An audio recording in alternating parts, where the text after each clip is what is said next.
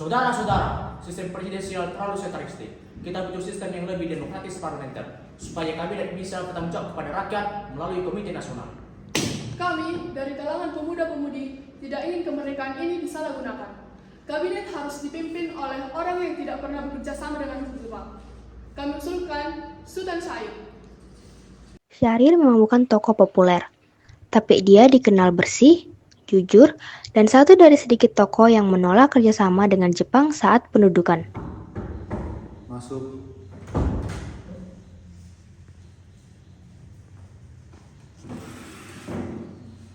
Syahrir, Komite Nasional mendesak agar sistem pemerintahan Indonesia diubah menjadi parlementer dan mereka mengusulkan namamu sebagai Perdana Menteri. Saya tidak punya partai besar, mengata. Saya hanya punya cita-cita dan keyakinan. Justru karena itu, kau tidak pernah berkompromi dengan Jepang. Dunia internasional akan mempercayai kepemimpinanmu. Ini soal kepercayaan Republik. Kalau demi Republik, saya bersedia. Tetapi saya ingin hak orang untuk memilihku. Saya ingin kabinet ini bukan hanya menjadi simbol, tapi juga punya misi. Sultan Syahrir, ini aku menunjuk kau sebagai Perdana Menteri. Ini juga menunjukkan perubahan sistem pemerintahan kita menjadi parlementer. Kini, kabinetmu bertanggung jawab kepada Komite Nasional dan bukan lagi kepadaku. Saya akan jalankan amanat ini, Bung Karno. Kita akan tunjukkan pada dunia bahwa Republik Indonesia berdiri atas kehendak rakyat dan bukan hasil manipulasi. Kabinet Syahrir I resmi terbentuk. Kabinet ini adalah kabinet parlementer pertama dalam sejarah Republik Indonesia dengan Syahrir sebagai Perdana Menteri. Ia dipilih karena dianggap bersih, tidak terlibat kerjasama dengan Jepang, dan bisa diterima dunia internasional.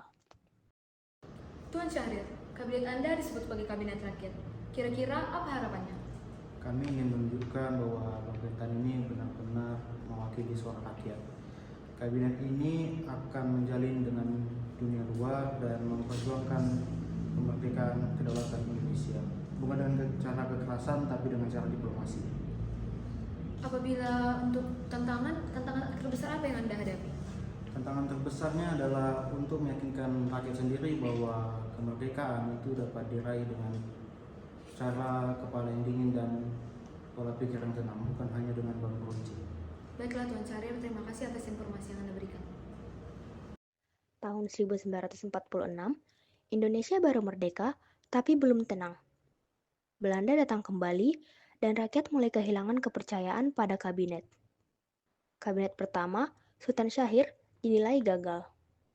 Maka, pada 12 Maret 1946, lahirlah Kabinet Syahrir II, kabinet parlementer pertama yang resmi dipilih oleh Komite Nasional Indonesia Pusat atau KNIP.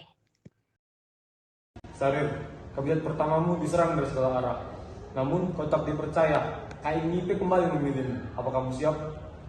Saya siap, Bung Karno. Tapi kali ini bukan karena ditunjuk, tapi dipilih rakyat melalui KNIP. Ini kabinet parlementer, tanggung jawabnya lebih besar. Masuk. Syahrir, tugasmu berat, rakyat lapar, ekonomi kacau, dan Belanda masih bertekad ingin kembali berkuasa. Kami berjuang demi Republik, tapi kenapa sekarang malah kami yang kelaparan? Harga ngomong tinggi, makanan sulit dicari. Kabinet kau malah sibuk diplomasi. Kita harus menempuh jalan diplomasi. Kita belum cukup kuat untuk memenangkan perang secara terbuka. Dunia harus tahu kalau kita itu berdaulat. Tapi rakyat tidak sabar, mereka yang tidak akan. Sementara laskar-laskar sudah mulai bergerak sendiri, situasi tidak terkendali. Kalau begitu, kita buat saja Badan Keamanan Rakyat atau BKR yang lebih terorganisir. Kita tata ulang keamanan dan pemerintahan.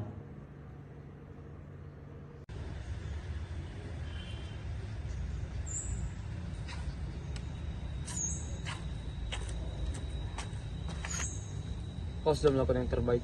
Sejarah yang akan menilai. Saya tidak takut dinilai, Bung. Saya hanya ingin Republik ini tetap hidup. Meskipun lewat jalan yang panjang dan sunyi. Pasca kekacauan dan pergolakan dalam negeri, termasuk pemberontakan PKI di Madiun dan krisis pangan, Republik Indonesia masih rapuh. Kabinet Syahrir II jatuh. Syahrir, negara butuh penyimbang. Kau tetap dipercaya memimpin. Namun kali ini tantangannya lebih banyak. Belanda menekan, tapi rakyat mulai kehilangan kesabaran pada diplomasi. Mereka butuh aksi. Saya paham, tapi perang itu tidak bisa kita menangkan. Kita butuh pengakuan dulu, baru kekuatan itu akan datang. Kabinet Syahrir III fokus pada diplomasi. Target utamanya, Perjanjian Linggarjati yang mengakui kedaulatan de facto Republik atas Jawa, Sumatera, dan Madura. Masuk.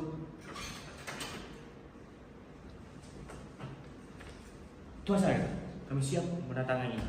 Tapi kami minta Republik untuk tunduk pada struktur Uni Belanda. Kami tidak akan tunduk. Kami bisa menerima kompromi demi rakyat dan bukan demi Belanda. Di parlemen, tekanan meningkat. Oposisi menilai Syahrir terlalu lunak terhadap Belanda.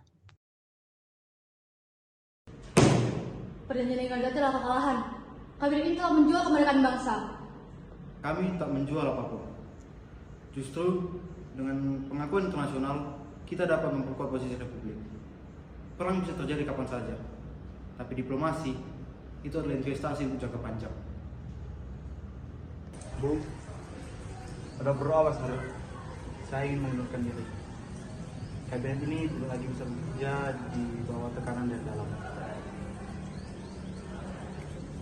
Terima kasih. Sejarah akan mengenang. Tanpa diplomasi, Republik sudah hancur sejak awal.